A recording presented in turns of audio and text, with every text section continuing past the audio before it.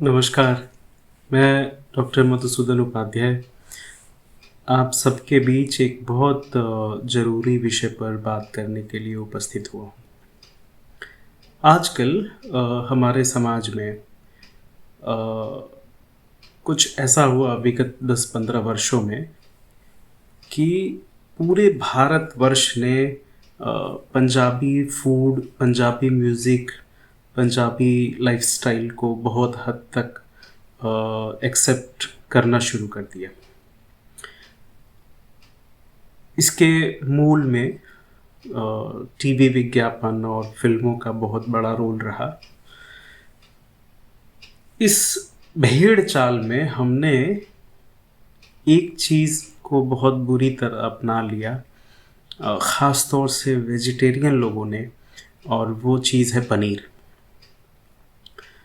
भारतवर्ष में ऐसा माना जाता है कि पनीर जो है वो सबसे पहले बंगाली लोगों ने खाना शुरू किया। और बंगाली लोग आजकल बड़े फ़क्र के साथ एक कहावत भी सुनाते रहते हैं कि जो चीज़ बंगाल करता है शेष भारत 50 वर्ष बाद उस चीज़ को अपना लेता है। कम से कम पनीर में उनकी बात सही है। पंजाबियों की तरह पूरे भारतवर्ष ने पनीर को खाना शुरू किया और ख़ास तौर से पनीर की इतनी वैराइटीज़ आने लगी जो आप कभी सोच भी नहीं सकते थे। हम ओवर कंजम्पशन की तरफ चलते चले गए पनीर के लिए।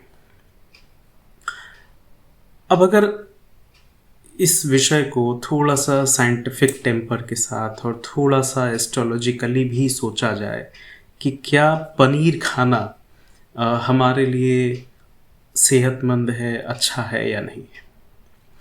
सबसे पहले पनीर के इतिहास के बारे में थोड़ा सा जानते हैं। हम जानते हैं कि भारतवर्ष में दूध का बड़ा स्रोत गौवंश रहा। हम कभी भी भेड़ों बकरियों के दूधों पर आश्रित नहीं रहे, इतिहास में कभी भी। हमारे पास चूँकि प्रचुर मात्रा में जल था, नदियाँ थीं, खेत थे, बड़े बड़े चारागाह हमारे देश की सौंदर्य शोभा बढ़ाते रहते थे। हमारे पास प्रचुर गौवंश था, हमें बहुत पवित्र और उच्चतम क्वालिटी का दूध उपलब्ध था। तो चूंकि हम भारतीय, हम आर्य लोग गाय को देवी मानते हैं, माँ मानते हैं, तो उसके जो भी उत्पाद बनते थे, दुग्ध, दही, घी, वो सबको भी हम बड़ी पवित्र दृष्टि से देखते थे। तो हमारे यहाँ दूध को फाड़ने की लगभग पूरी तरह से मनाही रही।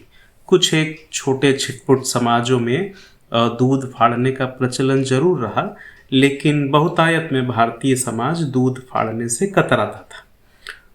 और मैं आपको बताऊं कि इस मान्यता के पीछे कि हम दूध नहीं फाड़ेंगे एक ज्योतिषीय समझ थी। दूध को ज्योतिष की दृष्टि में चंद्रमा मानते हैं, और यह जो दूध है यह एक तरह से गजकेसरी योग का प्रतिबिंब करता है ज्योतिष में। इसको पुत्र कारक भी मानते हैं। तो दूध फाड़ना ये माना जाता था कि इससे पुत्र को हानि पहुंचेगी। तो हमारे समाज ने, हमारे आर्यन सभ्यता के लोगों ने कभी भी दूध को फाड़ना स्वीकार नहीं किया। उधर पनीर की जो खोज है वो लगभग 7-8 हजार वर्ष पुरानी है। हुआ क्या कि जिन देशों में हमारे जितनी प्रचुरता नहीं थी जल की, जहाँ की सभ्यता इतनी विकसित नहीं थी, तो वो लोग पानी को कैरी करने के लिए, आपने कई बार कहानियों में देखा होगा, फिल्मों में देखा होगा, चमड़े की बनी हुई थैलियों का इस्तेमाल करते थे, जिनको कि वो लोग मशक कहते थे। बहुत सारे लोग अगर सुन लेंगे कि कैसे पानी पिया जाता था तो उन्हें इस चीज़ से घृणा हो जाएगी। मशक सामान्यतया बड़े जानवरों के गर्भाशय की जो बाहरी वॉल होती है उस चमड़े से बनती थी, और उस चमड़े के अंदर लीकेज ना हो, पानी बाहर ना निकले, इसके लिए कुछ रोगन और तेल की मालिश कर दी जाती थी, और फिर भिश्ती या अन्य लोग जो पानी को कैरी करते थे सेनाओं के साथ या बड़ी बड़ी बड़े बड़े समूहों के साथ, वो लोग मशक में पानी लेकर के जाते थे। दूध को कैरी करने के लिए इन लोगों ने छोटे मशक बनाए थे जिसको कि मुश्की कहते थे। ये मुश्की सामान्यतया बकरी या बकरे के खालों से या भेड़ों की खालों से बनाया जाता था। जो मादा भेड़ होती है या मादा बकरी होती है, उसके एपिथेलियल सेल्स में एक एंजाइम होता है जिसका नाम है रेनेट। विज्ञान को जानने वाले लोग इस बात को जानते होंगे। रेनेट एंजाइम दूध फाड़ने में बहुत महत्वपूर्ण भूमिका निभाता है। तो कई बार क्या हुआ कि अगर मुश्की में दूध लंबे समय तक रह गया तो वो दूध फट गया और वो दूध फट के पनीर बन गया। इस तरह से पनीर की खोज हुई।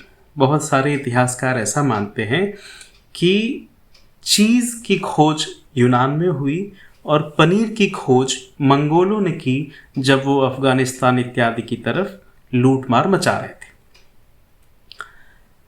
भारतवर्ष में एसिड से दूध को फाड़ के पनीर बनाने की शुरुआत 17वीं शताब्दी में पुर्तगालियों ने की।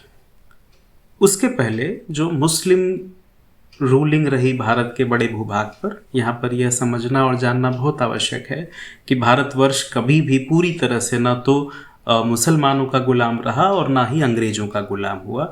हमारे देश में एक निश्चित समय पर बहुत सारे छिटपुट स्वतंत्र धरती रही। तो मुसलमान लोग नींबू फाड़ के नींबू से दूध फाड़ने का इस्तेमाल किया करते थे। पुर्तगालियों ने पहली बार टार्टरेट या टार्टरिक एसिड आप जिसको कहते हैं, उससे दूध फाड़ना शुरू किया और ये काम शुरू हुआ बंगाल में। लगभग यही कारण है कि बंगाल में आज भी छेने की या पनीर की इतनी सारी डिशेज़ और मिठाइयाँ बनती हैं जो शायद भारतवर्ष में कहीं अन्य नहीं बनती हैं।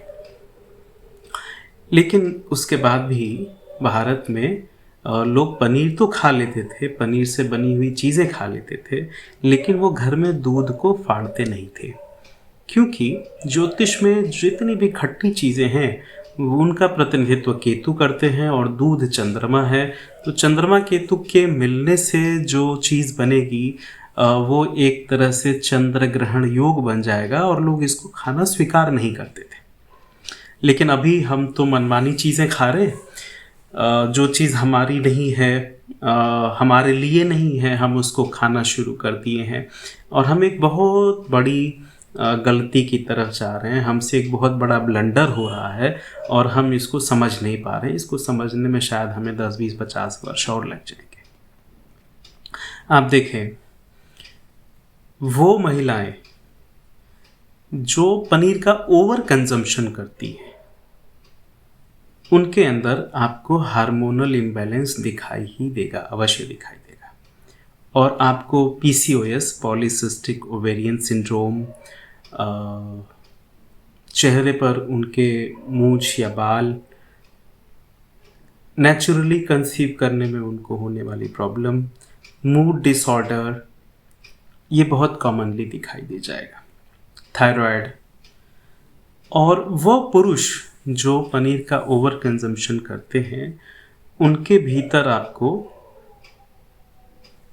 पुरुषत्व, नपुंसकता से संबंधित समस्याएं, आप उनके अंदर देखेंगे कि पनीर का ओवर कंजम्पशन कहीं न कहीं टेस्टोस्टेरॉन के बिगड़े हुए लेवल को भी प्रदर्शित करता है और इन पुरुषों में बालों का जो डेंसिटी, जो घनत्व होना चाहिए, वो नहीं दिखाई देगा। दूसरी बात जो साइंस के रेफरेंस से यहाँ समझने वाली है कि पनीर जो है वो सिर्फ प्रोटीन भर नहीं है, उसमें फैट कंटेंट भी बहुत ज़्यादा है। तो जब आप पनीर का ओवर कंजम्पशन करते हैं तो ज्योतिषीय दृष्टि से देखें तो आपका चंद्रमा बिगड़ता है। और अगर उस चंद्रमा के बिगड़ने का हमारे शरीर पर क्या प्रभाव होता है, तो आप बहुत आसानी से कह सकते हैं कि हमारे शरीर का जो वाटर कंटेंट है वो डिस्टर्ब होता है। और इस वाटर कंटेंट के डिस्टर्ब होने से हमें क्या क्या प्रॉब्लम आ सकती हैं? कोलेस्ट्रॉल लेवल हाई हो सकता है, किडनी फंक्शन में प्रॉब्लम आ सकती है क्योंकि आप प्रोटीन का इंटेक बहुत ज़्यादा ले रहे हैं। उतने प्रोटीन की दरअसल आवश्यकता नहीं है हमें। आजकल ये जो प्रोटीन स्टोरी सुनाई जा रही है, हम सब लोगों को, न्यूट्रिशन साइंस के लोग, बायोकेमिस्ट्री के लोग, मेडिकल के लोग बोलते हैं ज़्यादा प्रोटीन लीजिए, प्रोटीन शेक पीजिए, प्रोटीन वाले हाई प्रोटीन रिच फूड लीजिए। हमारी बॉडी में नेचुरली बायो ट्रांसफॉर्मेशन मैकेनिज्म मौजूद है जो कार्बोहाइड्रेट को भी प्रोटीन में कन्वर्ट कर सकता है। हमारे बहुत सारे लोग हमारे देश में, जहाँ पे चूँकि प्रोटीन वाला खाना महंगा है, दालें महंगी हैं, मीट महंगा है, चिकन महंगा है, तो वो लोग अभिशप्त थे, केवल चावल और आलू खा करके रह लेते थे। और उनकी जो बिल्ट क्वालिटी है वो बहुत अच्छा फूड लेने वाले लोगों से कहीं बेहतर थी। दूसरी बात क्या है कि जो मॉडर्न लाइफ स्टाइल है उसमें हमारा जो ऑपरेशन है वो बिल्कुल सेडेंट्री होता चला जा रहा है। हम दिनों दिन बहुत लेज़ी होते चले जा रहे हैं, हम काम नहीं करते हैं। ऐसे में ये एक्स्ट्रा प्रोटीन और फैट का कंजम्पशन हमको बहुत बीमार करने वाला है। स्पेशली प्रोटीन यूरिया जैसी बीमारियां हो सकती हैं जो केवल इसलिए होती हैं क्योंकि आपका फूड बहुत रिच है और आपका जो फिजियोलॉजी है वो बड़ा सेडेंट्री हो चुका है। अब सवाल ये है कि पनीर तो अब हमने आदत में डाल ली है। बाहर जो पनीर मिल रहा है वो बहुत ही एडल्टर्ड है, उसमें बहुत सारा एडल्ट्रेशन हो चुका है, उसमें बहुत सारी उल्टी सीधी चीज़ें डाली जा चुकी हैं। तो हमें क्या करना चाहिए? और हम जो कह रहे हैं उसके हिसाब से घर में पनीर फाड़ना जो है वो अच्छी बात नहीं है, क्योंकि उससे आपका चंद्रमा खराब होता है। तो फर्स्ट एंड फॉरमोस्ट थिंग ये समझने वाली बात है कि जब इंडियन सोसाइटी ने पनीर खाना एडॉप्ट भी किया, उस समय ये एक डेलिकेसी थी, ये एक रिच फूड था, ये एक एक्सपेंसिव फूड था जो कि हम महीने में एक आध बार, हम किसी शादी ब्याह बारात में एक आध बार खाते थे। ये रोज खाने वाली चीज़ कभी थी ही नहीं। तो अगर आप को पनीर का आप हैबिचुअल हो चुके हैं, आप इसको नहीं छोड़ पा रहे हैं, तो कोशिश करें कि इसको कम से कम खाया जाए। देखिए, पनीर दुनिया के उन हिस्सों में एज अ प्रोटीन सोर्स इस्तेमाल हुआ जहाँ पे नदियाँ नहीं थीं, जहाँ पर पानी नहीं था। इसके कारण वहाँ पे अच्छी क्वालिटी का फूड ग्रेन, जो हर्बल फूड है वो मौजूद नहीं था, दालें मौजूद नहीं थी, अच्छी क्वालिटी की सब्जियां मौजूद नहीं थी। इसलिए उन्होंने पनीर को एज अ प्रोटीन सोर्स इस्तेमाल करना शुरू किया, क्योंकि रेगिस्तान में भेड़ें बहुत होती थी, बकरियां बहुत होते थे, तो उनको पनीर खा लेना एक नॉर्मल बात थी। लेकिन भारत जैसे देश में जहाँ बहुत पानी था, आज भी बहुत पानी है, हमारे पास प्रचुर मात्रा में बहती हुई नदियां हैं, फूड के बहुत सारे डाइवर्स सोर्सेज हैं, तो यहाँ पे एकदम पनीर के ओवर कंजम्पशन के पीछे पड़ जाना ये पागलपन ही कहा जाएगा। अब एक दूसरे पहलू की तरफ चलते हैं ज्योतिष के। क्या हो कि अगर आप दूध को ना फाड़ें, दूध को ना गिराएं, दूध को ना बर्बाद करें, तो होता क्या है कि हमने शुरुआत में कहा कि चंद्रमा दूध का प्रतिनिधित्व करते हैं, और जब आप चंद्रमा का सम्मान करते हैं दूध के माध्यम से, तो सबसे पहली चीज़ जो सुनिश्चित होती है वो ये होती है कि आपके घर में जो वंशावली का प्रवाह है, जो घर में संततियों का जन्म है, ये निर्बाध रूप से चलता है। आप 2-3 साल प्रयोग करके देख लें, आप 2-3 साल पनीर से थोड़ा सा एग्जेम्पशन रखें, कोशिश करें कि घर में दूध ना गिरे, ना जले, आपको ये परिवर्तन दिखाई देने लग जाएंगे। धन्यवाद।